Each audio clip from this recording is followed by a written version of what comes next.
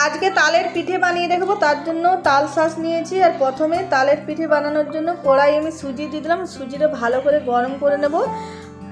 আর সুজিটা কিন্তু খুব বেশি লাল করে ভাজবো না, ভালো করে গরম করে নিলেই হবে। আর খুব ভালো করে গরম করে নিয়েছি, এবার থালাতে ঢেলে নিচ্ছি। আর এবারে ওই কড়াইয়ে আমি দিয়ে দিলাম একটু জল। আর এবারে এখানে পাকা তালের শাঁস দিয়ে দেবো। আমি 3 থেকে 4 চামচ মতো দিয়ে দিলাম। আর এবারে ভালো করে জলের সঙ্গে মিশিয়ে নেব। আর ভালো করে মিশিয়ে তালটা ফুটিয়ে নিয়েছি। এবারে এর মধ্যে দিয়ে দিলাম 2 চামচ মতো চিনি, দিয়ে দিলাম একটু নুন। এবারে নুন আর চিনি ভালো করে মিশিয়ে নেব তালের শাঁসের সঙ্গে। আর এবারে দিয়ে দেবো এর মধ্যে গুঁড়ো দুধ। আর গুঁড়ো দুধ দিলে পিঠাটা খেতে দারুণ লাগে, অবশ্যই গুঁড়ো দুধ দেবেন। আর গুঁড়ো দুধ দিয়ে ভালো করে তাল শাঁসের সঙ্গে মিশিয়ে নেব। আর ভালো করে মিশিয়ে নিয়েছি। আর এবারে দিয়ে দিচ্ছি এর মধ্যে একটু জল। আর জল দিয়ে ভালো করে মিশিয়ে নেব।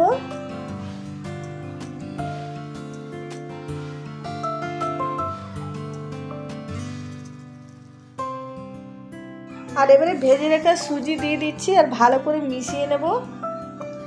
আর ভালো করে মিশিয়ে সুজিটা দেখুন এরকম ঘন হয়ে গেছে। এবারে এর মধ্যে চালের গুঁড়ি দিয়ে দিলাম। আর চালের গুঁড়ি দিয়ে ভালো করে মিশিয়ে নামিয়ে নেব। আর এবারে একটা থালার মধ্যে নামিয়ে নিচ্ছি। আর এটা ভালো করে ঠান্ডা করে নেব। আর এটা খুব সুন্দর ঠান্ডা হয়ে গেছে। এবারে হাতে একটু তেল লাগিয়ে নিলাম। আর পিঠেটা এরকম দেখুন লম্বা করে বানিয়ে নিচ্ছি।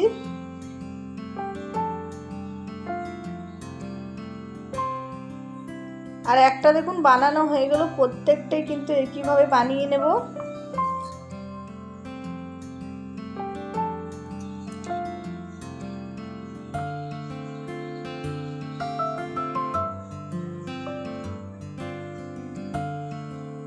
আর একে একে সব পিঠা একই রকম ভাবে বানিয়ে নেব।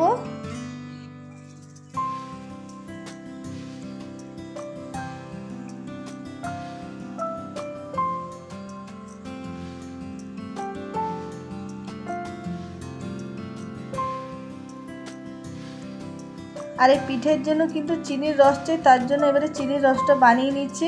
1 বাটি দিয়ে দিলাম চিনি আর 1 বাটি দিয়ে দিলাম জল। আর এবারে দিয়ে দিচ্ছি 2টো এলাচ। আর এবারে চিনিটা ভালো করে গলিয়ে নেব।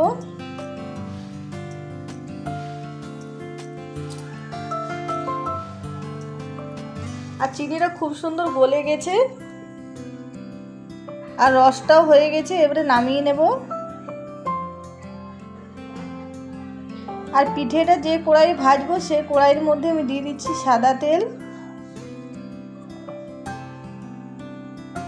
আর পিঠেগুলো সব বানানো হয়ে গেছে আর সাদা তেল গরম হয়ে গেছে। এবারে পিঠেটা ভেজে নেব, অল্প অল্প করে ভেজে নেব।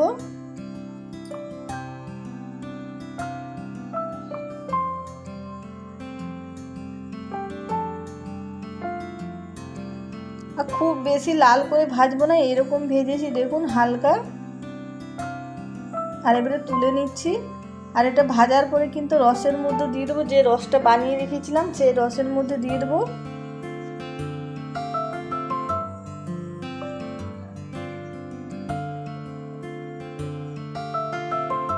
আর তেলের মধ্যে আমি আবার দিয়ে দিলাম পিঠে। আর একই রকম ভাবে সব পিঠে ভেজে নেব। আর ভাজার সঙ্গে সঙ্গে কিন্তু রসের মধ্যে দিয়ে দিলাম। রসের মধ্যে ডুবিয়ে সঙ্গে সঙ্গে তুলে নেব। আর এটা সঙ্গে সঙ্গে পিঠেটা রসে খুব সুন্দর ডুবে যায় আর ভিজেও যায় খুব সুন্দর, রসটাও ঢুকে যায় পিঠের মধ্যে। আর এবারে রসে থেকে তুলে নিচ্ছি। আর দেখুন পিঠেটা কত সুন্দর হয়েছে, খেতেও দারুণ হয়। বন্ধুরা যারা এই পিঠে খেয়েছেন তাহলে তারা অবশ্যই জানবেন। আর যারা খাননি তারা তাড়াতাড়ি বানিয়ে নিন এই রেসিপি দেখে। আর আজকের ভিডিও পছন্দ হলে প্লিজ লাইক শেয়ার কমেন্ট করবেন। যারা নতুন দেখছেন তারা অবশ্যই আমার চ্যানেলটা সাবস্ক্রাইব করবেন, পাশে থাকবেন।